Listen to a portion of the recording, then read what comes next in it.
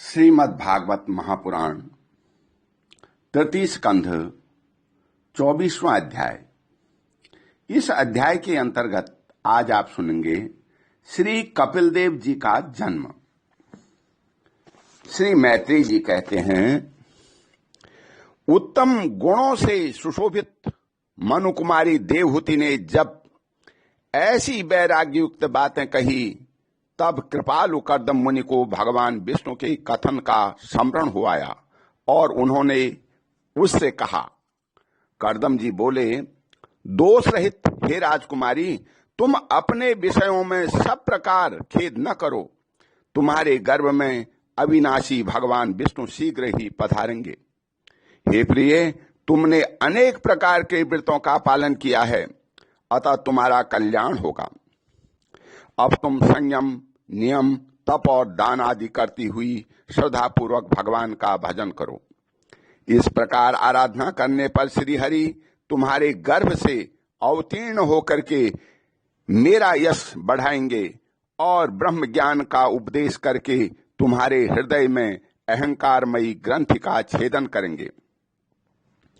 श्री मैत्री जी कहते हैं, हे विदुर जी, प्रजापति कर्दम के आदेश में गौरव बुद्धि होने से देवहूति ने उस पर पूर्ण विश्वास किया और वह निर्विकार जगत गुरु भगवान श्री पुरुषोत्तम की आराधना करने लगी। इस प्रकार बहुत समय बीत जाने पर भगवान मधुसूदन कर्दम जी के वीर्य का आश्रय ले उसके गर्भ से इस प्रकार प्रकट हुए जैसे काष्ठ से ही अग्नि। उस समय आकाश में मेघ जल बरसाते हुए गरज गरज कर बाजे बजाने लगे, गंधर्वगण गान करने लगे और अप्सराएं आनंदित होकर के नाचने लगी। आकाश से देवताओं के बरसाए हुए दिव्य पुष्पों की वर्षा होने लगी। सब दिशाओं में आनंद छा गया, जलाशयों का जल निर्मल हो गया और सभी जीवों के मन प्रसन्न हो गए। इसी समय सरस्वती नदी से घिरे हुए कर्दम जी के उस आश्रय में मरीचि आदि मुनियों के सहित श्री ब्रह्मा जी आए। शत्रु दमन हे विदुर जी, स्वतः सिद्ध ज्ञान से संपन्न अजन्मा ब्रह्मा जी को यह मालूम हो गया कि साक्षात परब्रह्म भगवान विष्णु सांख्य शास्त्र का उपदेश करने के लिए अपने विशुद्ध सत्वमय अंश से अवतीर्ण हुए हैं। अतः भगवान जिस कार्य को करना चाहते थे उसका उन्होंने विशुद्ध चित्त से अनुमोदन एवं आदर किया और अपनी संपूर्ण इंद्रियों से प्रसन्नता प्रकट करते हुए कर्दम जी ने इस प्रकार कहा। श्री ब्रह्मा जी ने कहा, प्रिय कर्दम, तुम दूसरों को मान देने वाले हो। तुमने मेरा सम्मान करते हुए जो मेरी आज्ञा का पालन किया है, उससे तुम्हारे द्वारा निष्कपट भाव से मेरी पूजा संपन्न हुई है। पुत्रों को अपने पिता की सबसे बड़ी सेवा करनी चाहिए कि जो आज्ञा ऐसा कह करके आदर पूर्वक उनके आदेश को स्वीकार करे। हे बेटा, तुम सभ्य हो, तुम्हारी ये सुंदरी कन्याएं अपने वंशों द्वारा इस सृष्टि को अनेक प्रकार से बढ़ाएंगी। अब तुम इन मरीचि आदि मुनीश्वरों को इनके स्वभाव और रुचि के अनुसार अपनी कन्याएं समर्पित करो और संसार में अपना सुयश फैलाओ। हे मुने, मैं जानता हूं जो संपूर्ण प्राणियों की नाभि है, संपूर्ण प्राणियों की निधि है, उसके अभीष्ट मनोरथ पूर्ण करने वाले हैं। वे आदि पुरुष श्री नारायण ही अपनी योग माया से कपिल के रूप में अवतीर्ण हुए हैं। फिर देवहूति से बोले, हे राजकुमारी, सुनहरे बाल, कमल जैसे विशाल नेत्र और कमलांगित चरण कमलों वाले शिशु के रूप में कैटभासुर को मारने वाले साक्षात श्री हरि ने ही ज्ञान विज्ञान द्वारा कर्मों की वासनाओं का मूलोच्छेदन करने के लिए तेरे गर्भ में प्रवेश किया है। ये अविद्याजनित मोह की ग्रंथि को काटकर पृथ्वी से स्वच्छंद विचरेंगे। ये सिद्धगणों के स्वामी और सांख्याचार्यों के भी माननीय होंगे, लोक में तेरी कीर्ति का विस्तार करेंगे और कपिल नाम से विख्यात होंगे। श्री मैत्रेय जी कहते हैं, हे विदुर जी, जगत की सृष्टि करने वाले ब्रह्मा जी उन दोनों को इस प्रकार आश्वासन देकर नारद और सनकादि को साथ ले हंस पर चढ़कर ब्रह्मलोक को चले गए। ब्रह्मा जी के चले जाने पर कर्दम जी ने उसके आज्ञानुसार मरीचि आदि प्रजापतियों के साथ अपनी कन्याओं का विधि पूर्वक विवाह कर दिया। उन्होंने अपनी कला नाम की कन्या मरीचि को, अनुसुया अत्रि को, श्रद्धा अंगिरा को और हरिरु पुलस्त को समर्पित की। पुलह को उनके अनुरूप गति नाम की कन्या दी। क्रतु को के साथ परम साध्वी क्रिया का विवाह किया। भृगु जी को ख्याति और वशिष्ठ जी को अरुंधति समर्पित की। अथर्वा ऋषि को शांति नाम की कन्या दी। इससे यज्ञ कर्म का विस्तार किया जाता है।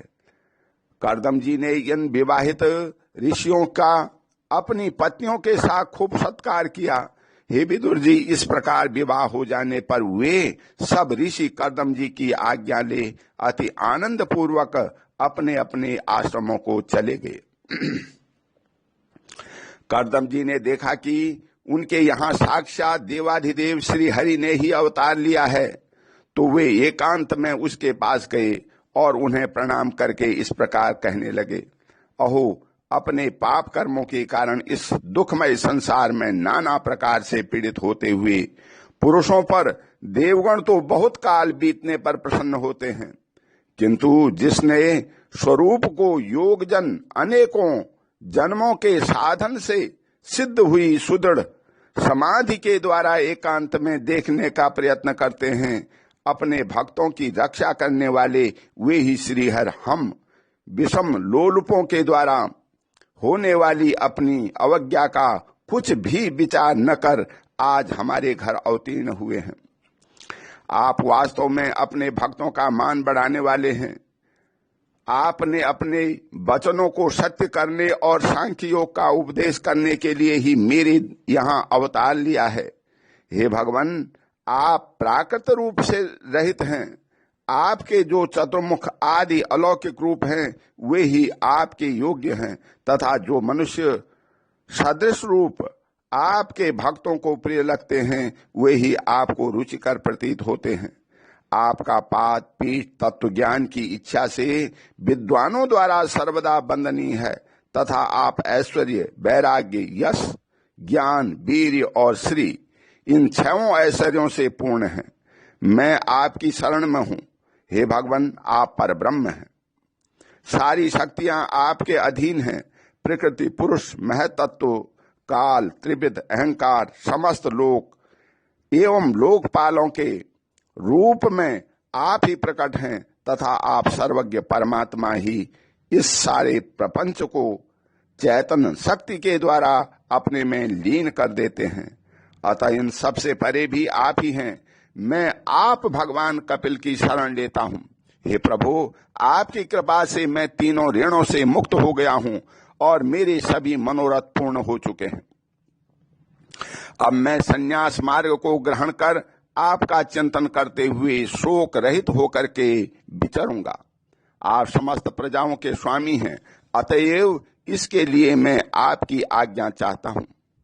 श्री भगवान ने कहा, हे मुने, वैदिक और लौकिक सभी कर्मों में संसार के लिए मेरा कथन ही प्रमाण है।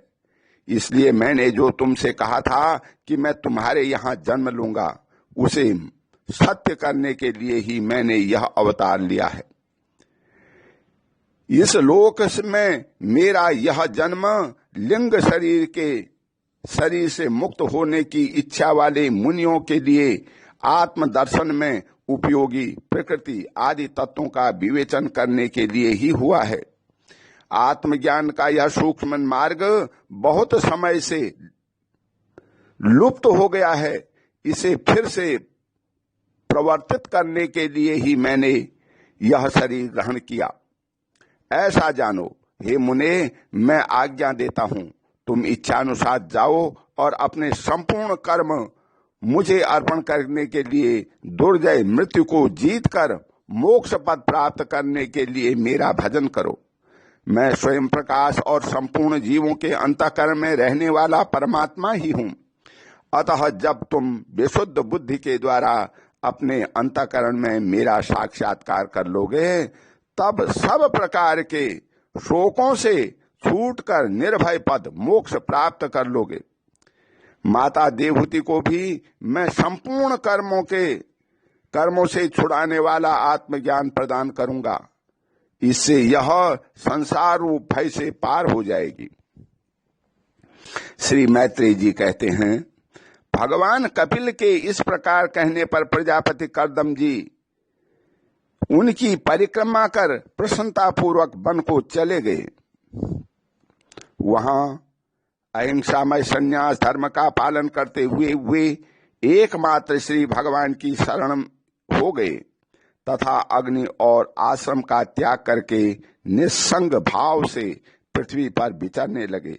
जो कार्य कारण से अतीत है, सत्वादि गुणों का प्रकाशक एवं निर्गुण है और अनन्य भक्ति से ही प्रत्यक्ष होता है, उस परब्रह्म में उन्होंने अपना मन लगा दिया। वे अहंकार, ममता और सुख दुख आदि द्वंद्वों से छूटकर समदर्शी भेद दृष्टि से रहित हो सब में अपने आत्मा को ही देखने लगे।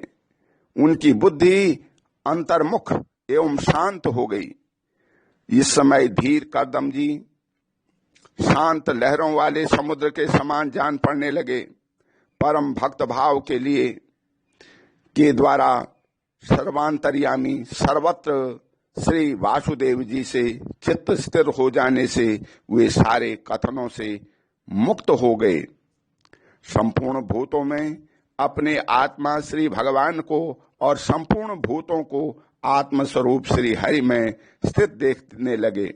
इस प्रकार इच्छा और द्वेष से रहित सर्वत्र समबुद्धि और भगवत भक्ति से संपन्न होकर के श्री कर्दम जी ने भगवान का परम पद प्राप्त कर लिया। ओम शांति। बोल श्री कृष्ण भगवान की जय।